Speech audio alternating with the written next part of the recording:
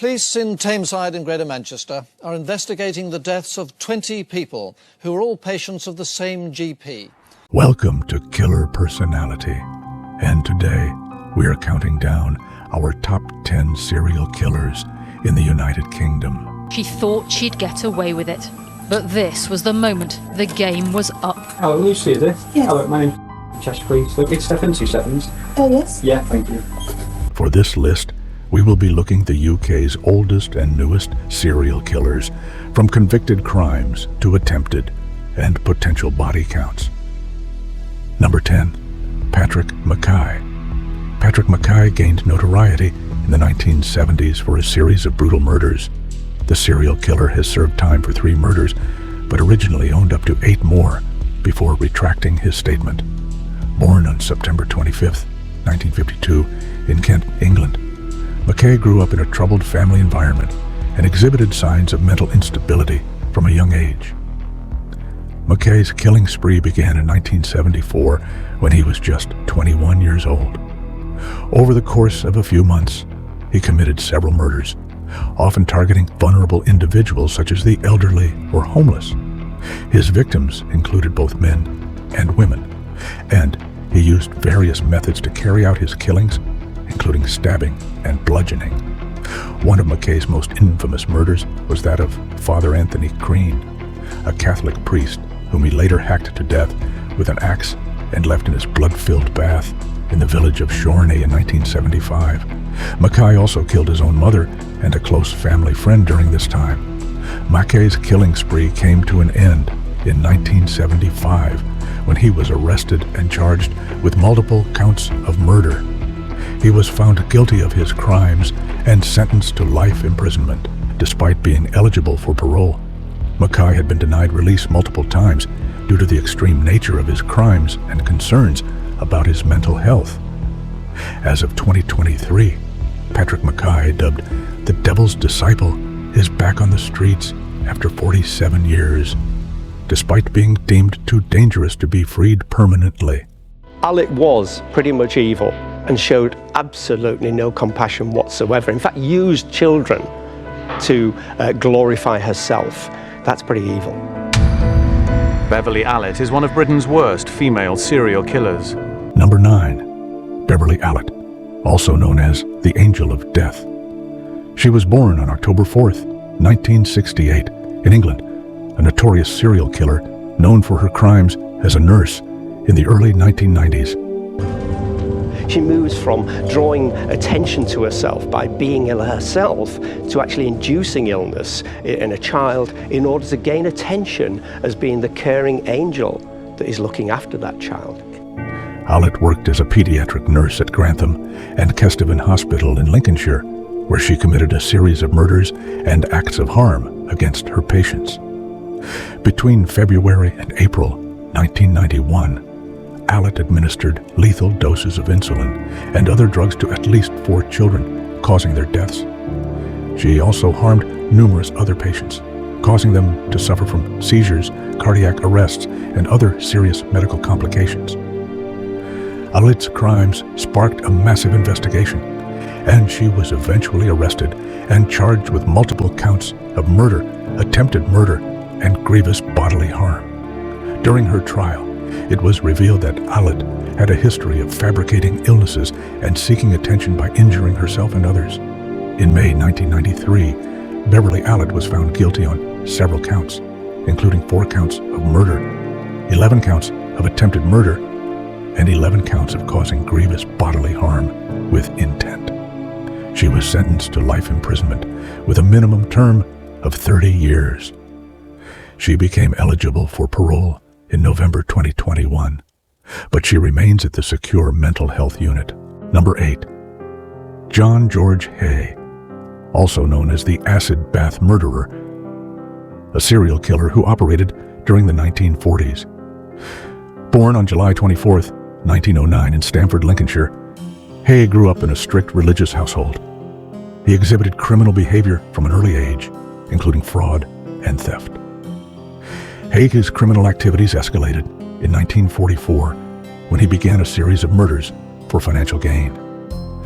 His method of choice involved luring his victims, mostly acquaintances and former employers, to his workshop in Crawley, West Sussex.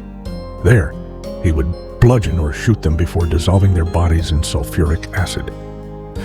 Haigh believed that by dissolving his victims' bodies in acid, he could destroy any evidence of his crimes and prevent detection. He also claimed to have a belief in alchemy, believing that turning his victims into sludge would allow him to transform their assets into gold. Over a period of about 18 months, Haigh murdered at least 6 people. He was convicted of 6 murders, but only 4 of his victims were conclusively identified during his trial. The additional 2 victims he confessed to were not conclusively verified, so they're not included in the official count. William McSwan, Haigh's former employer and the first victim of his killing spree. Haigh lured William to his workshop in Crawley, where he bludgeoned him to death with a blunt object in September 1944. Donald McSwan, the younger brother of William McSwan. Haigh murdered Donald to prevent him from searching for his missing brother. Donald was killed in February 1945. Amy McSwan, the mother of William and Donald McSwan. Haigh murdered her to access her assets. Amy was killed in February 1945, shortly after her son Donald. Olive Durand Deacon, a wealthy widow whom Haigh befriended and subsequently murdered in February 1949. Olive was Haigh's final victim and the one whose disappearance ultimately led to his arrest and conviction. Haigh was found guilty of multiple count of murder and sentenced to death by hanging on the 10th of August, 1949, at the age of 40. He discovered that what was blocking the toilets was actually human flesh. Number 7, Dennis Nilsen. Dennis Nilsen was born in Fraserburgh, a remote fishing community in northeast Scotland. Nilsen worked as a civil servant and gained notoriety in the 1980s for his gruesome crimes. In the early winter of 1983, a problem arose in the Muswell Hill area of London when residents reported plumbing issues at 23 Cranley Gardens. Despite attempts to fix the problem, the foul odor persisted. Eventually, a plumber discovered that the blockage causing the plumbing issues was actually human flesh. This discovery led to a series of shocking revelations and ultimately to the uncovering of Nilsen's gruesome crimes. Nilsen was calm during his arrest and confessed to killing at least 15 young men. His childhood in a remote Scottish town was marked by his close bond with his grandfather and his father's absence. After joining the army, Nilsen struggled with his sexuality and found solace in photography. He later joined the police force but quit after a short period. Nilsen's relationships were troubled, and he lived a lonely life, filled with alcohol and bizarre behavior. He murdered his victims, often strangling them, and then engaged in necrophilic acts. Nilsen disposed of the bodies by burning them in his garden or hiding them under floorboards. Despite Nilsen's claims of feeling no remorse, experts debate whether he was born evil or influenced by his upbringing and circumstances. Dennis Nilsen was convicted of the murders of 15 young men and was arrested on February 9th, 1983.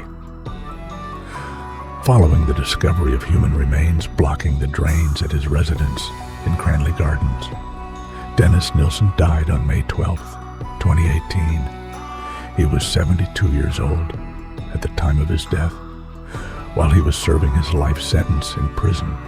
Behind the door of this ordinary suburban house, Britain's most prolific baby killer was finally arrested 3 years after her murder spree began. Number 6, Lucy Letby. Lucy Letby was born on the 4th of January, 1990, in Herefordshire. Lucy Letby had worked at the Countess of Chester Hospital for more than 3 years when the mortality rate of the neonatal unit began to rise in 2015. Lucy Letby, a nurse, faced trial for the murder of 7 babies and attempted murder of 10 others at Chester Hospital's neonatal unit. Investigations started in 2015 due to a sudden spike in deaths and near deaths of babies under her care. Lucy Letby allegedly used various methods, including insulin injections and smothering, to harm the babies. Doctors initially suspected medical reasons for the deaths, but later noticed Letby's presence during each incident. Concerns escalated after a baby experienced a sudden health decline, which led to medical staff rushing to help, including resuscitation efforts, leading doctors to suspect foul play. Lucy Letby's relationship with the doctor raised suspicions of her harming babies for attention. The deaths of 2 triplets became the tipping point, prompting safety measures and Letby's removal from the unit. Lucy Letby was finally arrested in 2018 after incriminating evidence was found in her possessions. This evidence included medical documents, post-it notes, and pictures of cards on her phone.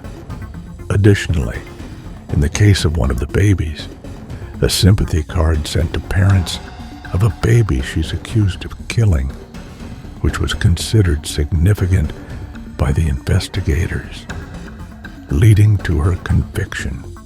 Over 20 years in Gloucester, they murdered at least 12 women and children.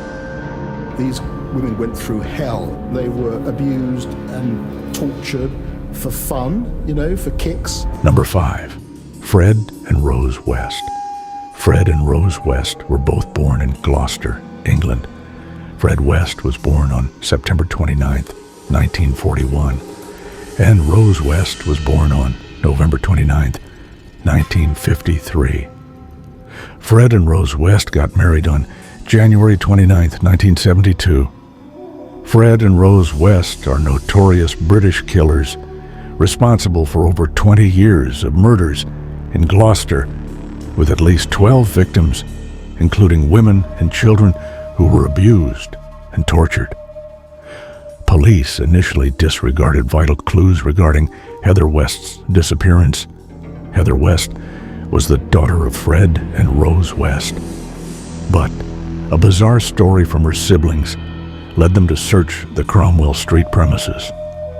Fred West's confession to killing Heather West and burying her in the garden led to his arrest, but he hoped to protect Rose by taking the blame. Forensic experts discovered human remains in the garden, leading to a broader investigation and the realization that there were multiple victims buried on the property. Fred West's subsequent confession to 9 additional murders expanded the investigation, revealing the extent of their crimes over 15 years. Police found remains of 6 women in the house, identifying them through dental records and discovering evidence of torture, including strangulation, suffocation, and other forms of violence. Fred West's suicide in prison complicated the case, but Rose West still faced charges for her involvement in the murders. Despite maintaining her innocence, Rose West stood trial for 10 murder charges, facing extensive media coverage and public scrutiny. The trial revealed the gruesome details of the West's crimes, with witness testimonies and forensic evidence leading to Rose West's conviction for multiple murders. She was incarcerated at HM Prison Newhall in West Yorkshire, England.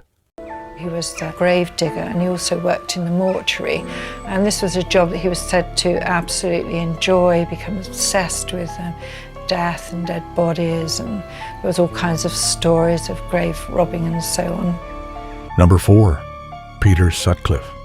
In the 1970s, Peter Sutcliffe, known as the Yorkshire Ripper, terrorized northern England, particularly Leeds and surrounding areas, for 5 years. Sutcliffe was born in Bingley, West Yorkshire, England, on June 2, 1946. Claimed he was on a divine mission from God to rid the world of prostitutes, but his actions were horrific and unstoppable. The first known attack occurred in 1969 when Sutcliffe assaulted a prostitute with a stone in a sock, leading to a string of non-fatal attacks before his first murder. His victims, primarily prostitutes, were brutally attacked with a hammer and then stabbed multiple times with a screwdriver or knife. The police investigation faced immense challenges due to the lack of technology and the killer's ability to outmaneuver them. Sutcliffe's childhood was marked by a troubled relationship with his father and a traumatic event involving his mother's infidelity, possibly contributing to his hatred towards women. Despite being interviewed multiple times during the investigation, Sutcliffe remained calm and denied involvement, even when his car was spotted near crime scenes. His arrest in 1981 came after he was caught stealing number plates, leading police to find incriminating evidence linking him to the murders. Sutcliffe was convicted of 13 murders and 7 attempted murders, receiving 20 life sentences, though he claimed to have acted on God's orders. In August 2016, he was transferred to HM Prison Franklin in County Durham. Sutcliffe died in hospital from COVID-19, in addition to diabetes-related complications, while in prison custody in 2020, aged 74. Number 3, Mary Ann Cotton. Mary Ann Cotton, born in 1832. Mary Ann is suspected of killing a minimum of 16 and possibly as many as 21 members of her own family. Mary Ann Cotton lived in various locations throughout her life, primarily in County Durham, England. She moved frequently, often after the deaths of her husbands or family members, and her residences included places such as Cornwall, Southampton, and Sunderland. Mary Ann Cotton's childhood, marked by her father's death in a mining accident, is speculated to have impacted her. She worked as a domestic servant and nursemaid, experiencing hardship and possibly developing a dislike for children. Mary Ann's pattern of marrying men for personal gain and then killing them for insurance money is discussed. Arsenic was her weapon of choice, as it was readily available and hard to detect. Her killing spree continued through multiple marriages and moves, targeting husbands, stepchildren, and her own children. Suspicion arose when the local overseer noted the high number of deaths surrounding Mary Ann. Mary Ann Cotton was eventually arrested, and her trial received extensive media attention, revealing the shocking details of her crimes. Number 2, Bruce George Peter Lee. Bruce Lee, a serial arsonist and murderer from Hull, East Yorkshire, set houses on fire for the thrill, causing damage and death. Despite having the most murder convictions at the time of his conviction, Bruce Lee remains relatively unknown compared to other infamous serial killers. Lee's first murder was at 12. His victim was a 6-year-old boy named Richard Ellerington. This tragic incident occurred on Assakew Avenue in Hull when Lee was only 12 years old. He poured paraffin onto the kitchen floor through an open window, causing a fire that claimed the young boy's life. And his crimes spanned from childhood to his early adulthood. One notable incident was the Selby Street fire in 1979, where 3 children died due to arson. Lee confessed to a decade of fires and murders across Hull, claiming 26 lives in total.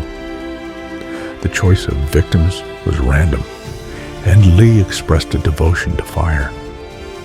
The police corroborated Lee's confessions by matching them to past fire incidents in Hull. Various locations in Hull were highlighted, including where Lee lived and where he set fatal fires. Lee's trial coincided with the high-profile Yorkshire Ripper case, overshadowing his crimes in the media. Despite appeals and overturned convictions, Bruce Lee remains convicted of 12 murders, placing him among notorious serial killers like the Yorkshire Ripper and Fred West. A family doctor from Manchester who was charged last month with murdering one of his patients and forging her will has appeared in court accused of killing 3 more women. The Greater Manchester GP, Dr. Harold Shipman, has been charged with another 7 murders. Dr. Shipman is already accused of killing 8 patients, and he'll face one of the largest murder trials in British history. Number 1. Harold Shipman, Dr. Death. Harold Shipman, initially a respected GP, was eventually found guilty of 15 murders, with an estimated true victim count exceeding 200. Shipman was born in 1946 in Nottingham, England, to a middle-class family with high expectations for him. He was particularly close to his mother, who praised him excessively, leading to a strong bond between them. Talk's cheap, isn't it? In a village like this, I mean, all sorts of rumours go around. And as I say, I feel my heart goes out to Dr. Shipman. It really does. And until something is proved, then I think everybody's sort of saying he's guilty before he's even being seen, probably by the police. I don't like it very much. Shipman's career as a doctor began in Leeds, where he met his future wife Primrose and had to marry her after she became pregnant. Harold Shipman graduated from Leeds Medical School in 1970. Despite starting with promising ideas, Shipman's career took a dark turn when he developed an addiction to an opiate-based painkiller. After facing consequences for his addiction, Shipman relocated to Hyde, Greater Manchester, where he gained a reputation as a caring and dedicated GP. Shipman's patient death rate raised suspicion when it was noted to be significantly higher than that of other doctors in the area of Hyde, Greater Manchester. This raised concerns among colleagues and authorities about the unusually high number of deaths under his care compared to other physicians. Additionally, a new GP, Linda Reynolds, noticed the disparity in the number of death certificates signed by Shipman compared to other doctors in the area, prompting her to investigate further. Upon researching, she found that Shipman's death rate was 3 times that of any other doctor in town. These discrepancies led to suspicions about Shipman's practices and eventually triggered investigations into his conduct. Shipman's downfall started with the death of Kathleen Grundy in 1998, a well-known figure in Hyde, whose death raised suspicions due to a hastily drafted will favoring Shipman. Grundy's family became suspicious of Shipman's actions and began investigating, leading to the discovery of forged documents linking Shipman to her assets.